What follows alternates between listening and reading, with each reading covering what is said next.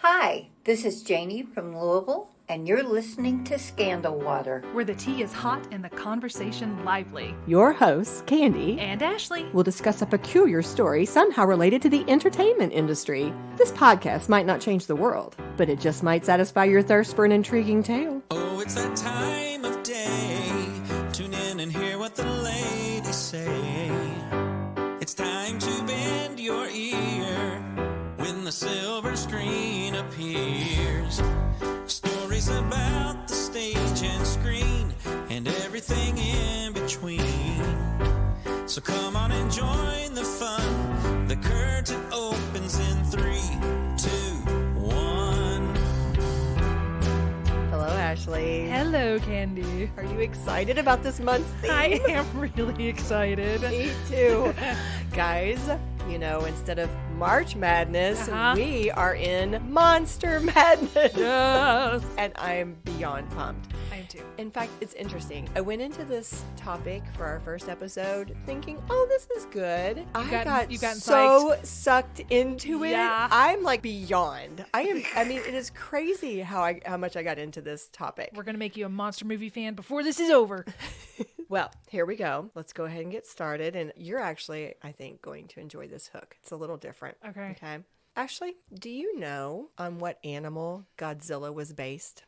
I don't. Like a stegosaurus? I don't know. That's not a bad guess. What is it? It was a dinosaur. It was a dinosaur? Yes, yes. He But kind of looks like a little radiated T-Rex that's been in the microwave too long. so you jumped ahead of me. I did. I'm sorry. No. You. This is great. He is actually a combination of 3 dinosaurs. Okay. And you've now named 2 of them. Stegosaurus and T-Rex? It was Stegosaurus, T-Rex, and what do you think the third one might be? I don't know. What's the third one? An iguanodon. Iguanodon. Did I say that right? I think so. Okay. Yes, iguanodon. Interesting. Yeah. I don't really see that. I wonder what traits they're taking from that. Interesting. That is interesting. I don't have an answer to that question, but it's a good one. But here's the story of how this played out, okay? The design of the monster, of course, came about as they were making the very first movie. So the special effects were created by their special effects artists in conjunction with the filmmakers. They wanted to really craft Godzilla. So the special effects expert, whose name was, forgive me for any mispronunciations, I'm doing my best, I think it would be Ishi Tsutsubura, originally proposed that Godzilla looks similar to a giant octopus. Really? Yes, I think it's because the plot called for Godzilla to come from the sea, and I okay. suspect they wanted to think about a sea creature. Okay. However, the film producer, Tomoyuki Tanaka, suggested that the monster be more like a gorilla or a whale due to the name that they'd already picked, which was Gojira. It's a combination of the Japanese words for gorilla and whale. Ah. And by the way, Gojira, that is the title of the film. In America, we chose Godzilla because it sounded very similar. Yes. Gotcha. Yes, phonetically. So eventually, the filmmakers decided not to go that route. They decided they were going to base Godzilla's design on dinosaurs, using dinosaur books and magazines as a reference. And as we've already said, they decided to combine elements from those 3 different dinosaurs we just named. Now, But they kept the name because it was cool. yeah. So a fun side note is Steven Spielberg cited Godzilla as an inspiration for Jurassic Park. Oh, Candy, it all comes back to It Jurassic does. Park. I love it. I put that in there just for you. Thank you. He specifically said that Godzilla, King of the Monsters, which was the 1956 film of Godzilla, was the one that he grew up watching. Well, why is Godzilla so significant? I thought I would start with this at the top of the episode instead of waiting to the end. Here are just a few things I found out. So there is a term called kaiju, which is a Japanese word that literally means strange beast or strange creature. It can reference the Japanese media genre that involves giant monsters, or sometimes you can use that word just to reference the giant monsters themselves. All right. And a lot of times when you picture these giant monsters, you'll think of them attacking major cities, battling the military, battling other monsters. You know, those are some associations that might come to mind. But the point is, the 1954 Godzilla film is commonly regarded as the first kaiju film. Another significant point about this is that according to the Guinness Book of World Records, Godzilla, by the way, the Japanese word would be Gojira. I'm just going to call it Godzilla. Because that's what we know it as. Yes, but Godzilla is the longest continuously running movie franchise ever. Like, it is the one, although they acknowledge there have been some gaps in production. Yeah. It started in 1954, so next year will be its 70th anniversary. Oh my gosh. I know. And it keeps going. Yes. Have you seen the recent ones? I may have. Which one are you talking about? No, I'm talking about like the King Kong versus Godzilla, this Yes. latest iteration. Oh, that's so good. Well, and there are more recent things than that. I found out that there's an anime series created by Netflix called Godzilla Singular Point that just came out in 2021. I watched, Interesting. I kind of skimmed through a few episodes just to get a feel for what that was like. And they have scheduled a Godzilla and the Titans that's coming out in late 2023 or early 2024 as part of the Legendaries Monsterverse. Yes. So it's still going. It's so good. The better CGI gets, the better the movies get. Yeah. And just to prepare for this, I watched the 1964 Godzilla movie, Mothra versus Godzilla, and I skimmed through so many clips. I had so much fun. Did you really? I did. It was great. It was really great. But all that to say, Godzilla obviously has some incredible significance. It is still out there and still enjoyed by people even today, and so we are going to dig into it a little bit. Let's do it. Yes, going back to the original. We're gonna spend a lot of time with the original because that's again where Godzilla came to life. Origin story. Yes, exactly. So to give a bit of a synopsis of the original movie. In this film, you had a giant monster attacking and irradiating a fishing ship. And then it stomps through a rural village on the fictional Odo Island and then attacks Tokyo twice, leaving it in ruins. So this led to this doctor, Kyohei Yamane, who realizes the creature needs to be destroyed. Now, he has a daughter named Amiko who is engaged in an arranged marriage to this brilliant scientist, Dr. Daisuke Serizawa. But there's kind of a love triangle. Okay. She's really in love with a salvage ship captain. Aw. Okay. So what happens is, I'm going to kind of simplify this. The guy she's engaged to, that scientist, he has invented a weapon that's so powerful it scares him. He's afraid of what might happen with it. Okay. And it's only when his fiance and the man she loves confront him and say, you've got to use this against Godzilla, that he agrees. Ultimately, it works, but while he is, deploying it underwater, he cuts the rope and the oxygen to his own suit to ensure that the secret of that weapon will he kills die with him himself? and the monster. Oh. Yes. And so the film ends with Amiko's father basically kind of doing this little tribute to the sacrifice made by this man, Yeah. while also putting out this warning that another Godzilla will arise if mankind continues doing what they're doing, specifically testing nuclear weapons. Wow. So it's a film with a message. I like that. I have not seen the original, but I want to know, did anybody ever ask Godzilla what was wrong? Like, did they ever go to him and say, why are you so angry? Because in the newer ones, we kind of got a reason for the anger, and we're like, we feel you. You just want to be left alone, and people just keep bringing you out, and you have to go fight, and you just want your peace and quiet. That is so funny. I just want to know. But you remind me. Share with us, what is your background with Godzilla? How do you feel about this franchise? I love monster movies, which was started, of course, with Jurassic Park, and I have not seen the originals. I've not seen any original Godzilla movies, but I've seen the newer ones, which started with King Kong, the King Kong films, and they had this new like Monsterverse. And so I saw Kong Skull Island. I've seen King Kong, and then there was, I don't remember what the next one was called, but I think it was just Godzilla. I think I even saw the Matthew Broderick Godzilla, Yes, which I nobody saw talks that about one too. anymore. But I saw that one, and then the new one that came out, I saw that, and I loved the special effects, and I love that they, in more modern monster movies, try to give the monsters. They try to give them sympathy so you can understand why they behave the way that they do. And I just loved it. I loved I just loved it. That's actually a point we're going to come back to is how they changed Godzilla over the years. And sometimes He's more sympathetic. he's more sympathetic. You have, in many cases, he's now a hero. Yeah. I mean, he was Yeah. clearly a villain when he started. He's not a villain anymore. Right. And I think I forget which one, they all run together in my head, but in one of them, Mothra was actually his girlfriend. Oh. Sort of. They referred to him as his girlfriend, and then she gets killed, and that's what really makes him mad. Okay. So he had a reason. So basically, they've personified him. They've made him humanistic. Yeah.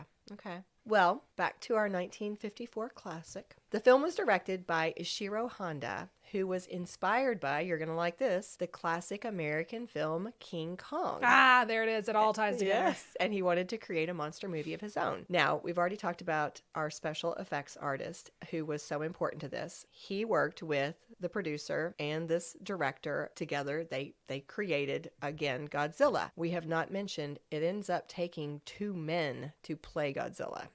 Okay, so in the making of this film, they pioneered a form of special effects called suitmation, in which a stunt performer wearing a suit interacts with miniature sets. Okay. I found some amazing photos of this that we will Okay. put in our show notes. Okay. But it is to see this person wearing part or all of a Godzilla costume, and you've got like a city bridge that's A at little his miniature. waist level. Yeah, yeah. Yes, it's fascinating to look at. But anyway, the creators of the Godzilla suit would use thin bamboo sticks and wire to build the frame for the interior of the suit, and then they added metal mesh and cushioning over it to give it structure, and then finally they applied coats of latex. After that, actually, there was more. There were some coats of molten rubber, followed by these carved indentations and strips of latex that were glued onto the surface to try to create his scaly hide. Sounds very, very hot. And that's something that came up. It Yeah. was very hot to Yeah. wear it. Yes. It was also heavy because the first version of the suit weighed 220 pounds. Oh, golly. For close-ups, they created a smaller scale mechanical hand-operated puppet that sprayed streams of mist from its mouth, and that would, of course, Be the smoke. yes, when they had Godzilla's atomic breath. I like the noise he makes when he's powering up. And the newer ones. Yes. The suitmation technique was actually a really big deal. These fellas who came up with this, they were all men. These gentlemen who were working together on this, they created something new. They were creators and innovators to kind of flip back Interesting. to our old theme. yes, our old theme. Or our last theme. In fact, it was funny because sometimes if we look at these films now, it may look sometimes a little simplistic, or you see Sure, through but the you have to think special about the effects. technology at the time. Exactly. I even went back and I looked it up. This is only 27 years after the first talking movie, This is The big. Jazz Singer, had Yeah. come out. These fellas were pioneering a brand new approach to creating monster movie special effects.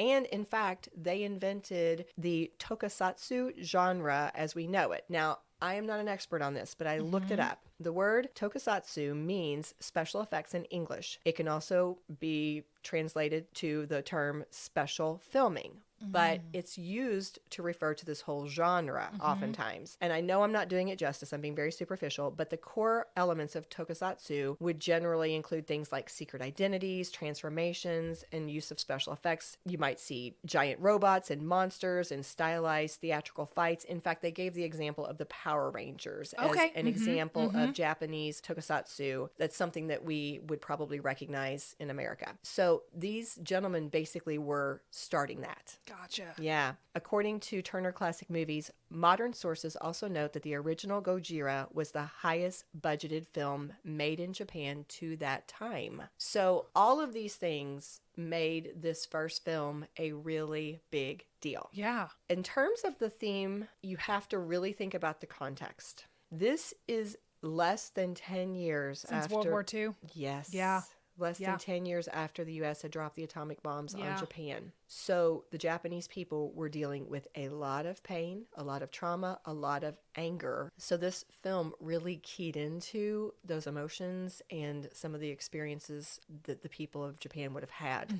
Producer Tomoyuki Tanaka stated that, quote, "The theme of the film from the beginning was the terror of the bomb.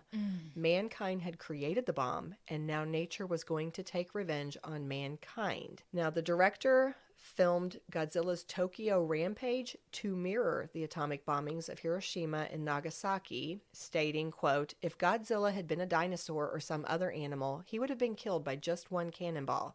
But if he were equal to an atomic bomb, we wouldn't know what to do. So I took the characteristics of an atomic bomb and applied them to Godzilla." You know, they were really trying to show this idea of Godzilla impacting and destroying and This wreaking is what havoc. happened to us. Yes, exactly. And the emotions that people must have felt against Godzilla, you can't even, I mean, I can just imagine. There's a Godzilla historian named Steve Reifel who wrote a book about Godzilla in this original film, and he gave a talk several years ago, and one of the quotes from his talk was this: "The film is a commercial monster movie, of course, but it's very much also about the collective experience of the Japanese people during the war. The war may have ended 9 years before, but the trauma was still being experienced, and that's very much palpable in this motion picture. The experiences of the people, they mirror the experiences during wartime. Mass evacuations, daily life disrupted, people fleeing to the hills and watching helplessly as their city burns. Godzilla is the unmistakable stand-in for the atomic bomb in this movie. It moves slowly across the city, destroying everything in its path, and shows no mercy. The issue of nuclear weapons is at the heart of this movie." That's fascinating. I never would have thought of that.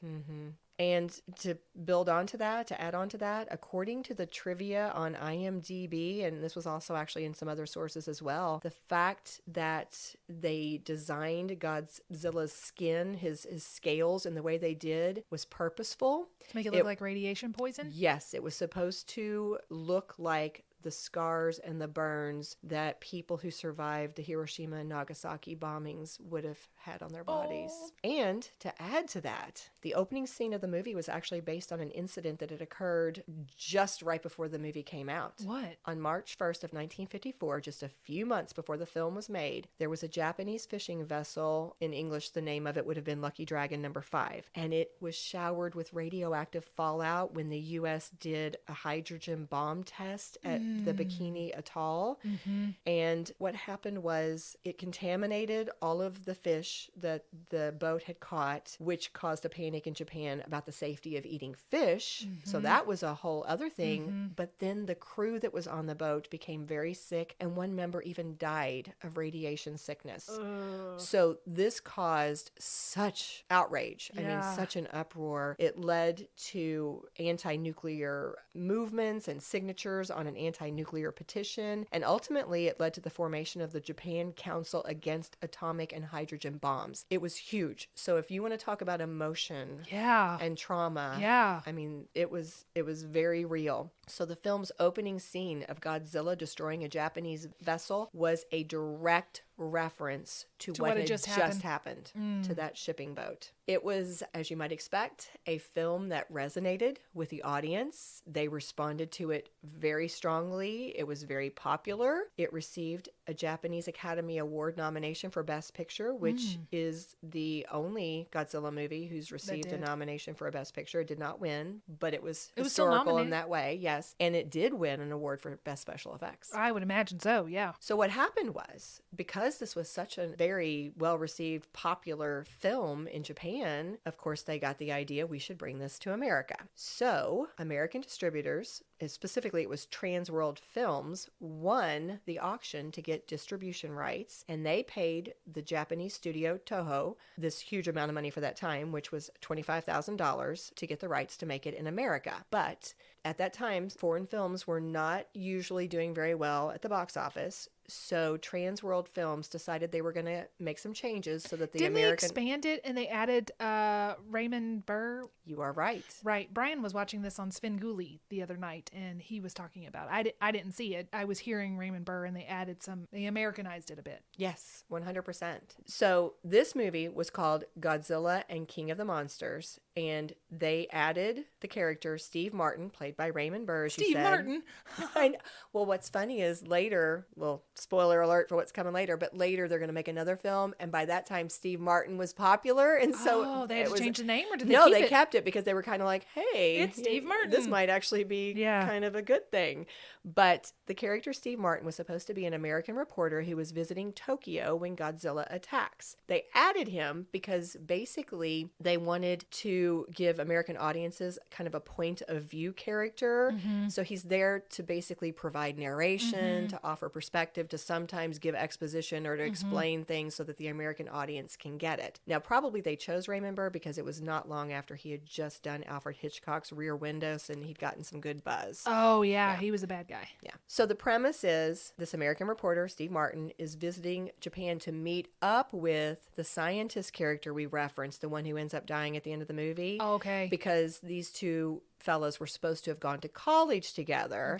And then because he's there when all of this happens with Godzilla and he's a journalist, he gets pulled into the action. So that's how they decided to insert him. Raymond Burr never actually interacted with any of those actors. They took the film that was already made and it was all about editing, cutting, rearranging, and adding. I'm pretty impressed with that. It really was pretty amazing. So, for example, the American version starts with Raymond Burr lying injured in the rubble after Godzilla's second attack on Tokyo, and then they do most of this film in flashback. Of course, the original is just in chronological order straight from the beginning. Yeah. Now, even with adding a whole character and these new scenes, the American film is 15 minutes shorter than the original. Really? Yes. The person who wrote this one article commented that it was kind of sad because what suffered was some of the character development that you saw in the original film, specifically like the love triangle. Yeah. But They focused more on the action of it instead of the story. exactly. Gotcha. So the new footage was shot in the U.S. One source, I didn't find this across several, but one source said that the American scenes were shot on a small rented soundstage in Los Angeles and cost approximately $100,000 to produce. And I think it happened like just in the space of a day or two. It was very fast. Woo. Now, some sources erroneously say that Raymond Burr was the only American actor in this film, but that is not true. A Japanese-American actor named Frank Iwanaga was also in the added scenes, along with several Asian-American extras. Okay. And to give an example or two of how they did it, in the original version, you have this scene that happens on Odo Island, and the Japanese cast is running up and down the hillside away from Godzilla. So they would take shots of Raymond Burr and Frank Iwanaga, and they were running on similar terrain, and they would just kind of insert it. That's cool. Yes, so it seemed as though they were in that same action sequence. Or sometimes they would use their Asian American extras who would stand with their backs, and it would look as though it was the scene from the movie. Kind of a layer? Yes. Okay. And they would just kind of insert that. And they would be wearing the same clothing as the people in the original movie to try to make it seem as though it was just part of that scene. Now,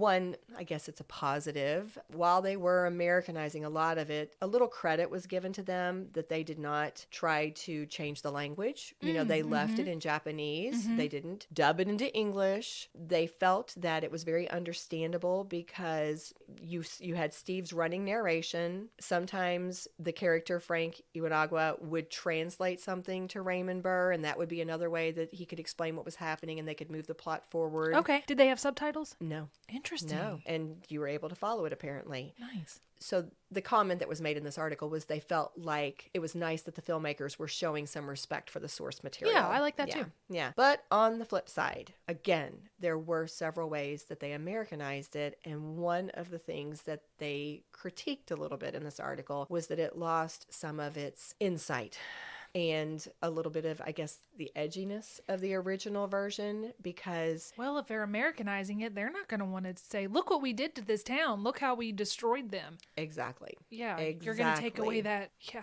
Yeah, in the original, you had those references not only to the bombing of Hiroshima and Nagasaki, but also the firebombing of Tokyo, which were, of course, deleted from the American version. And one of the other notable changes was we talked about how the first film ends. You had, in fact, I have a quote. Amiko's father, that Dr. Yamane, he gives this warning. If nuclear testing continues, then someday, somewhere in the world, another Godzilla may appear.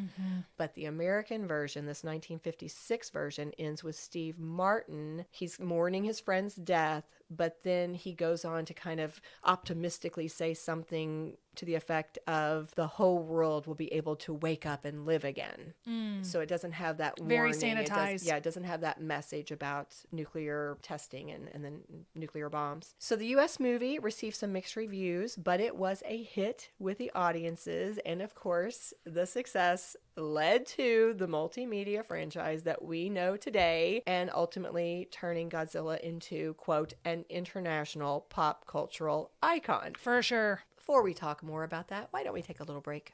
Sounds good. Do you love tea? Do you love entertainment? Do you love listening to stories from your two new BFFs? Then consider joining the club over at buymeacoffee.com. For $5 per month, you can be a part of the 1939 Club, otherwise known as the Golden Year of Cinema. When Gone with the Wind, Mr. Smith Goes to Washington, Stagecoach, Of Mice and Men, Wuthering Heights, Hound of the Baskervilles, The Little Princess, Babes in Arms, Goodbye Mr. Chips, The Hunchback of Notre Dame, and of course, The Wizard of Oz were released. Perks include a 5% discount on new merchandise, a shout out for new members, an opportunity to be listed as a supporter in show notes, and exclusive access to bonus content. However, if you're feeling doubly generous, you can join the 1993 Club, otherwise known as the greatest year of cinema. This is the year that Schindler's List, The Sandlot, The Fugitive, Rudy, Robin Hood, Men in Tights, Sleepless in Seattle, The Nightmare Before Christmas, Mrs. Doubtfire, Grumpy Old Men, and of course, Jurassic Park were released. Additional perks in this club include a 10% discount on Scandalwater merchandise, the opportunity to record a shout-out of your own, and the chance to vote in our guaranteed content poll, along with the warm and sunny feeling that you're supporting your besties. If clubbing isn't your thing, there's a one-time gift option too. Either way, those who support Scandalwater report fewer bad hair days, more green lights in traffic, and a grander sense of purpose and wonder at least once per day. Scandalwater, we do the research, so you don't have to. All right, we are back and ready to continue talking about Godzilla, which, as we've already said, is the longest running film franchise in history. In fact, Incredible. I know, isn't it crazy? A site called Wikizilla Oh. lists 36 Godzilla films in total, and it also listed anime series, video games, a Saturday morning cartoon series. There have been books, comics, toys. It went on and on. Yeah. Now, in my own house, we used to play a video game called Godzilla Destroy All Monsters Melee for GameCube. What? That's a long title. I know. It's so funny because I am not a huge video game player. Yeah. But I remember playing this game. In fact, I think Mechagodzilla was my favorite. Really? Yes. But you got to choose all the different monsters associated with the franchise, and you would like kind of battle each other. Interesting. I would have liked that game. Yes. Well, obviously, we're not going to talk about all of the different elements of this franchise, but we're just going to hit on a few little interesting pieces here and there. All right. We'll just bounce around a little bit. The company, Toho Company, is the one who created Godzilla, and they went on to produce many more of the Godzilla movies. And many of the early sequels were even directed and produced by the same people, Tanaka I like that. and Honda, including the 1963 release Godzilla vs. King Kong and the 1964 Godzilla vs. The Thing. The actor... Godzilla versus the Thing. I can see Kong. What is the Thing? What is the Thing? I have never seen it, but apparently there was like a whole movie, a creature that was the Interesting. Well, Thing. I remember the Thing, but I don't remember what the Thing was. Well, if I you guess can it was have a thing. blob, I guess so. I guess he can be a thing. you can have a thing. Yeah. Moving on, an interesting side note is one of those actors that was in the original film, part of the love triangle, was Akira Takarada. And he made an impression. He ended up getting cast in several of the follow-up Godzilla Really? movies. Did he end up with the girl? He did end up with a girl in the first Okay. movie, and then he played lead roles in the 1964 Mothra vs. Godzilla, Invasion of Astro Monster 1965, Godzilla vs. the Sea Monster in 66. He had small roles in his later life, including they brought him back for little pieces in Godzilla vs. Mothra 1992 and Godzilla Final Wars in 2004. I think he even had a tiny role in the 2014 Godzilla movie. Oh my goodness. Isn't that great? I'm going to have to go back and look at that. I like that. I do too. The first time Godzilla attacked America was in 1968's Destroy All Monsters. And in that movie, apparently, Godzilla blasted the UN headquarters with his atomic breath while under alien mind control. Whoa. Now, another little interesting tidbit was something that I previewed just a few minutes ago. Raymond Burr revived his character in the Toho-produced Godzilla 1985 movie, which was released in Japan in 1984 as Gojira. And then an American-produced version is the one you talked about. That same movie, but the American version of it was the 1998 Matthew Broderick movie that was set in modern-day New York City. The most recent blockbuster was the Godzilla vs. King Kong 2021, which grossed more than $467 million worldwide. And some of those dollars were mine. How many times did you go see it? I think I saw it once in the theater, and we saw it on HBO Max when it came out there. Yeah, they said that it actually set a box office record because it was during the COVID-19 pandemic. So for that situation, it was pretty intense. Yeah, it was a blockbuster for that situation. Godzilla's Singular Point is that anime series that I mentioned. It's co-produced by the animation studios Bones and Orange, and it premiered in March of 2021 on Netflix in Japan and also another channel over there. And now I was able to get it, you know. So I watched a few episodes, as I mentioned. I could see where it would be interesting. And as I've already said, Godzilla and the Titans is supposed to be coming out soon. Is that a sequel to what I just saw in 2021? Is that part of that franchise? I don't know. The synopsis says, see if this sounds familiar. Okay. Following the thunderous battle between Godzilla and the Titans that leveled San Francisco and the shocking new reality that monsters are real, the series explores one family's journey to uncover its buried secrets and a legacy linking them to the secret organization known as Monarch. That sounds Okay. like it. Yeah. Good. Ooh. Okay, can I just say something? Yes, Totally off please. topic. This is very off topic, but this is one of those rabbit holes. In the first Godzilla, Elizabeth Olsen is married to Aaron Taylor Johnson, and they play siblings in the Marvel movies. I don't like that. I don't like that. You need to pick. And that also happened in, I don't remember, it's some kind of apocalyptic movie where the two leads from Fault in Our Stars were love interests in Fault in Our Stars and then brother and sister in the other. No. You have established your relationship Yes. and you must I live with cannot that see forever. the cinematic incest. You need to, if you played brother and sister in the first film, that's what you are. You are brother and sister. You cannot be love interests. No. Sorry, that's just that reminded me, and I was like, no. You are an actor yourself, Ashley. It's different. It's different. You have different can't- rules for them Yes. than you do for yourself. No, I would not. I couldn't do it. Sorry. Well, a couple more things about Godzilla. We alluded to this already. Over the years, he has changed in both his appearance and his character.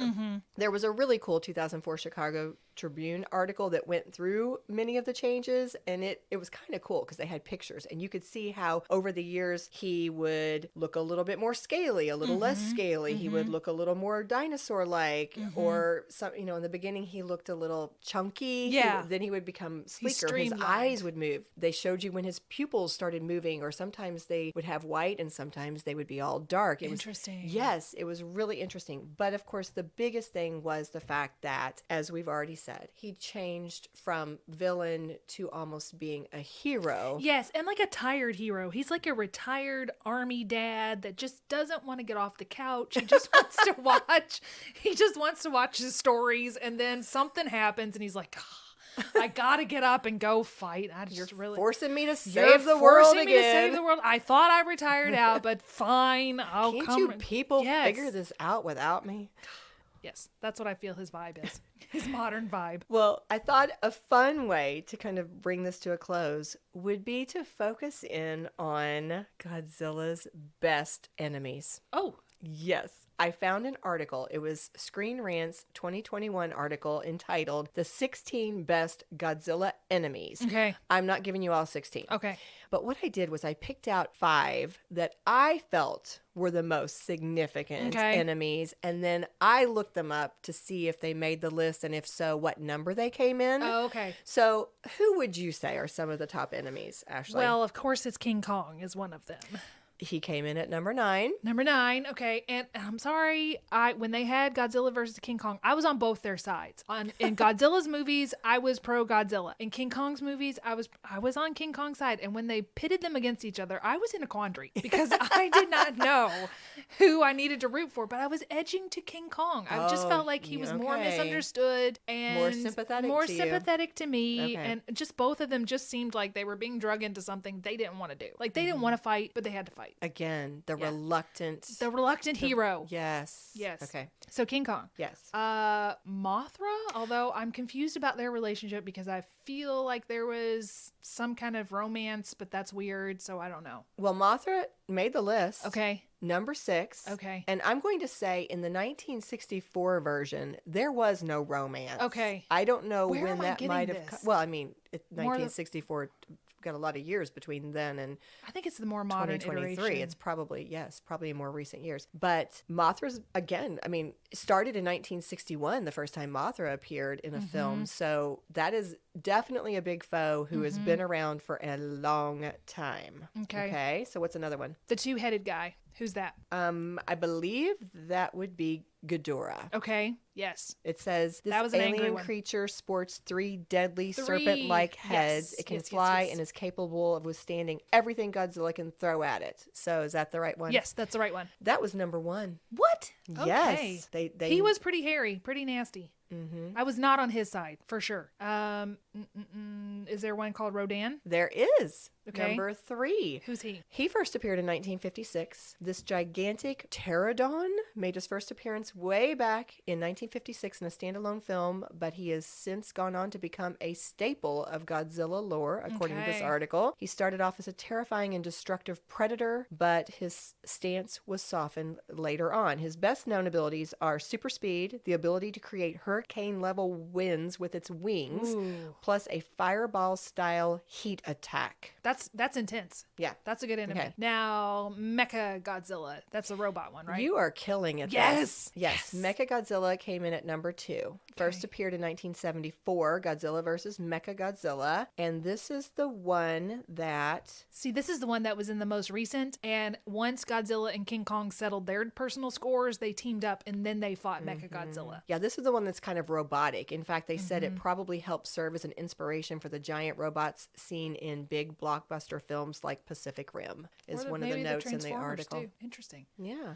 Well, okay, so this is making me remember, and I'm sure devoted Godzilla fans are furious or mad at me. Like, guy, can you not remember? I see this stuff, I retain it, and then it just goes in my Rolodex, and sometimes I get it wrong. But when you were talking about the one scientist that sacrificed his life in the original, that happened, and I don't remember which one, if it was the first or the second one. It might have been the first one with Elizabeth Olsen. I don't remember. But there was this scientist who ends up going into the cave where Godzilla is, and I think he is either injured or he's trying to wake him up or something, but they have to blast him with radiation, and he sacrifices his life so that they can get Godzilla awakened so that he can come and fight for them. So he's a hero. Yes. Well, and I think you actually segued into this last little comment that I was going to make, which is related to relevance. Yeah. I think that example and what we discussed in the original film both show that idea that these films are not just monster movies. Yeah. They really have a message, and it's really about what's right, ethically, what's right and wrong, and what is your responsibility to try to save others or to try to stand up against things that are wrong. Because in both those cases, we celebrate these, they were men in both of those examples, these men who were willing to sacrifice themselves in order to try to save the world and to stand up against the destruction that was happening. Right. Well, one of the creative managers at Toho International, which is again that company that produces, Godzilla movies and the original one, including the original one, but they said that Godzilla has continued to enthrall fans by staying relevant on a global scale, even as the issues of the day change. They said, quote, "If you look through the history of the films, a lot of the filmmakers touched on certain political or environmental topics of the time. I think the character itself has represented so many things as far as being a hero for Earth, a force of nature, the result of mankind's tampering with things." Yeah, that's one of the things that happened in one of the, again, they all blend together in my head, but in one of them, the quote unquote bad guy was a person, I'm not going to reveal it in case you want to see it, a person who wanted to release all of the monsters because that person's theory was, we will reset everything. We'll release all these monsters. They're going to live amongst us, and a completely misguided thought that, we're just going to live in harmony once they reset I don't know the word, but once they reset everything, it goes back to the way it was, the way nature intended it to be, and they'll be our leaders. Oh, okay. Totally misguided. Yeah, very misguided. Yeah. But it does sound like you agree with the final thing that this creative manager said. He said, as with the first film, it's such an allegory for what we can do wrong. Godzilla should be seen almost like a warning in a way. There's definitely a lesson to be learned in each film. Yeah, there is. Mm-hmm. Stop messing where you don't need to be messing. That's my summary of all that. Well, then let's take that into our armchair. Okay. Armchair psychologist. Following up on what we've just said, the original especially, but probably according to this gentleman, all of the films are meant to teach us or to help us think about important lessons. Mm-hmm. Yet we've said that Godzilla himself has totally changed throughout the years, from villain to hero. So do we feel like the films still carry those sharp messages and those strong lessons, or have they been watered down over the years? I don't know. It depends on who's in charge of the script, I guess. I think the messages probably are there. They're just a little bit more buried, or they're different messages. Obviously, on the American side, you and I can feel sympathy for the Japanese, but then also we have to understand from American point of view, what we've been told they did to us. So, it's just like who's telling the story is who's in charge of what the message is. And I think sometimes the message can get watered down and sometimes it's strong. It just depends on the person pinning the tale. Mm-hmm. Yeah, I see where the people who were creating the original story, it was a very strong environmental message. There was a lot of emotion attached to it, but it was a very political message. Let's be very careful about bombs and this nuclear arms race and this issue that's very important to our day. And I think in some cases, as you've said, it's the point of the filmmaker. Am I wanting to create something that is very pointed, or am I just telling an entertaining story? Mm-hmm. I think the best stories are the ones that do tell a message in an entertaining way. Mm-hmm. So I don't want to be preached at in, you know what I mean, in the preached at. I don't want to be hit over the head. Hit over the head with a message. I want it to be very entertaining, but then to have these moments of quiet with thought-provoking messages, like Jurassic Park did. They had these moments of action, but then they also had dialogue and story and a message, and you could think about it in between the action sequences. I also don't like films that are all action. Mm-hmm, I've seen those kind, and I get bored by too much action. Fluffy. They're too much. The perfect balance. I like the perfect balance. And I think one of the ones I think did the best job, even though it's not a Godzilla movie, I think the Kong Skull Island did the best job of balancing both of those. I really enjoyed that particular iteration. Mm-hmm. Yeah, I think when I went into this theme, the idea of a monster movie seems very simplistic. Mm-hmm. It seems like it's just a monster against movie. Society, or a monster against man, however you want to look at it. But what I saw in doing this research was that Godzilla was a lot deeper than that in terms of its creation. And I think good monster movies are a lot deeper. You just have to strike that perfect balance. Like what I was saying, Jaws is a monster movie, but look how it's endured. Yes. Because of its message. And it had sequences of character development and also sequences of action. Mm-hmm. Well, that sounds like a nice place to end. So a big cheers to, oh my goodness, everyone involved with this Godzilla franchise. Yes. The people who started it and the people who have perpetuated it. And to Godzilla himself, who has just become a tired hero. That's right. That we enjoy, and we're off your couch, that's Godzilla. Right. We are cheersing you right that's now. That's right. Hold Grab your your tiny teacup. Yes. We cheers you, sir. Cheers. If you love what we do, please rate and review our show. Or you can become a supporter by making a donation through buymeacoffee.com/scandalwaterpod. Whether a single gift or a recurring monthly donation, it would go a long way towards supporting our work and allowing us to keep the tea brewing. At our website, www.scandalwaterpodcast.com, you can submit questions or your own story ideas, access our sources and show notes, see the merch we offer for sale, and more. You can join the Scandal Water community through our Scandal Water Podcast Facebook page, or follow us on Instagram or TikTok at Scandal Water Podcast. This episode was executive produced by Candy Thomas, That's me. And Ashley Raymer Brown. That's me. It was researched and written by Candy Thomas and edited by Ashley Raymer Brown. A special thank you to Josh Martin, who wrote, composed, and performed the Scandal Water theme and other music. Matt C. Adams, who created the artwork, and Joshua Reith, who designed our website and provides ongoing technical support. As a reminder, this podcast is purely for entertainment purposes. The thoughts and opinions of the host during each episode of Scandal Water are their own and do not reflect the opinions of any future guests, advertisers, or clearly professional psychologists. Thanks for listening.